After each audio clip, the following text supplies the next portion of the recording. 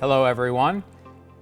My name is Wes Salisbury, and today, as part of this video, I'm going to be showing you the general navigation concepts within Sage Intacct, such as how to get into Sage Intacct, how to move around the different modules, what some of the different modules contain, and some differences pertaining to what you may see on a regular basis as, say, a staff user or an accounting user, and what you may see as more of a system administrator and more power user, more of a power user concept.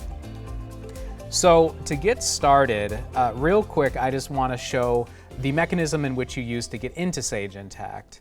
And the place where you go to first log into Sage Intacct is from any internet-enabled device. It doesn't necessarily have to be a computer either. It can be a tablet, your smartphone, what have you. The way in which you get into Sage Intacct is you go to sageintacct.com, just enter it into your web browser, then select Sign In up here in the upper right, and then this is the area where you will enter in your company ID, which you will be provided with once you get on Sage Intacct, and as well as your user ID and password that you will define.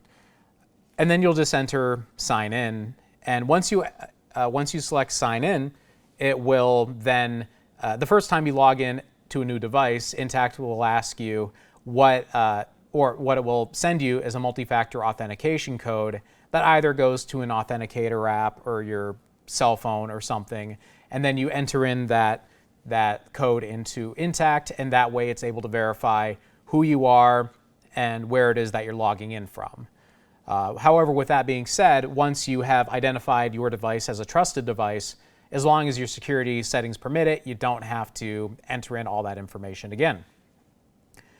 And just as a side note, if your organization uses single sign-on, we can set up Intacct to integrate with single sign-on so that you don't have to memorize a separate password for Intacct. But once we get logged into Intacct, the place where it takes me to my home page. Now, this is the default home page that I'm showing you right now. This default home page will show you things like upcoming release notes, so that, either past or upcoming release notes, so that you can stay up to date as to what new functionality is being released on a quarterly basis.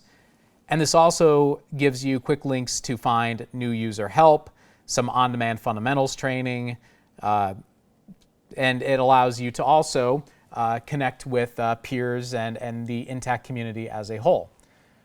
However, with that being said, you can change your default homepage when you log in to be one of your modules or a dashboard pointed to a certain report or something like that. So you have some configurability there. But in general, what I want, the main points of what I wanted to cover as part of this this session is how do you get it? We've already talked about how to get into Intacct, but once you're in Intacct, how do you then navigate across the different modules?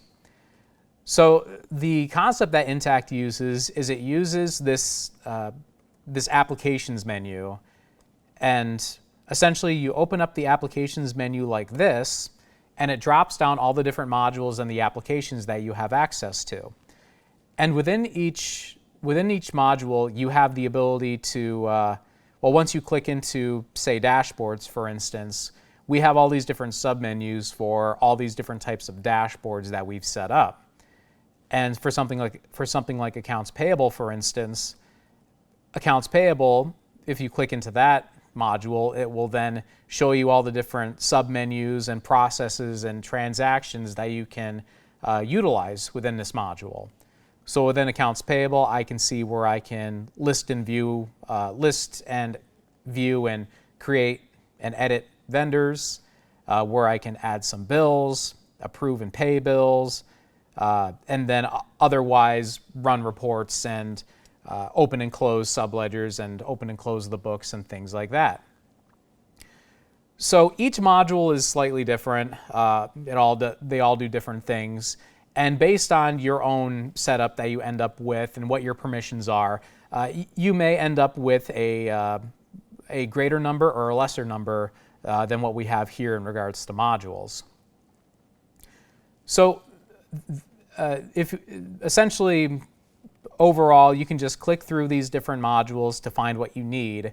But if you're first getting started with Intacct, or if you're more of a visual learner, sometimes it can be a little bit tricky navigating all these menus and kind of knowing where to go next in your process.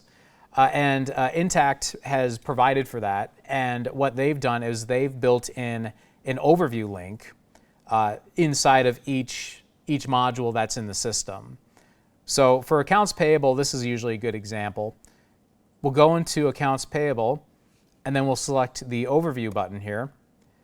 And the place where it takes me to this graphical layout that boils down everything that you can do with accounts payable, and it breaks it down into the most kind of fundamental pieces, and it gives you a bit of a graphical workflow as well. So in this example, one of the most key pieces of accounts payable, regardless of which system you're using, are your vendors. So I have a button here where I can go in and view my list of vendors. Then I can edit them and add new ones as I need to. Then down here in my task area, this gives me the ability to graphically see the logical flow of data that needs to happen in this module. So as you can see here, here's a link where I can first enter in a bill. Then if I have approvals enabled, this is where I will approve bills. Then a button to then pay my bills, approve those payments, and then ultimately print the checks if you're running checks out of Intacct. And in addition to that, it'll also show you some of the key reports that are most relevant in whatever module you're working in. And that overview tab is common across all the different modules. So no matter what module you're using, you have a quick reference guide to get to that overview so that you can quickly know where to go next. Finally, the last thing I wanted to mention is across all these different modules, I'm just going to click through a couple here, they all have an All tab as well as a Setup tab. And the All tab is usually what contains the activities and the functions and the reports that you're going to use on a fairly regular basis, whether it's daily or monthly or even quarterly. And all these frequently used items are usually kept in the All tab, and this is where most of your staff will access. However, if you are a super user or some other type of user with administrative rights, you'll probably have some occasional administration to do in the Setup tab. Within the Setup tab of each module is usually where the more infrequently used items are kept. In General Ledger, for instance, a good example of this would be journals. Usually you don't go in and add new journal types all the time, because usually the ones that you get set up with during implementation are the ones that you stick with. However, this Setup tab allows you to add more as you need to, as well as if you're using allocations under the Setup tab in General Ledger, this is where you'll set up your allocations because those are going to be fairly irregular as to when you set those up. But ultimately, it depends on what your organization does. Finally, the last thing I wanted to mention, just real quick, is each module in the system has a configuration button that is within the Setup tab. And this configuration button is where you go to modify overall functionality of whatever module you're working in. And it also gives you the ability to dive into how exactly your implementer set you up.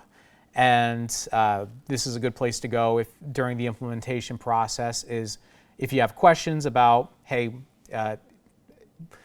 what's the intricacies of getting set up this way, or if you have questions regarding, well, what does this function do? First of all, there is information in the help file, which is contained up here in help and support. But then also you can always ask your service partner as well if you have any questions regarding any options here. So with that, that's the general overview of how to navigate Sage Intacct and how to log into Sage Intacct, how to navigate the modules, how to get and how to get between the all tabs and the setup tabs for each module, as well as how to also access that graphical overview for people who may prefer that type of workflow, or for new users who need a quick reference guide to how to get to key functions. So with that was about everything that I wanted to show for this demonstration. So thank you for joining, and we'll see you on another session.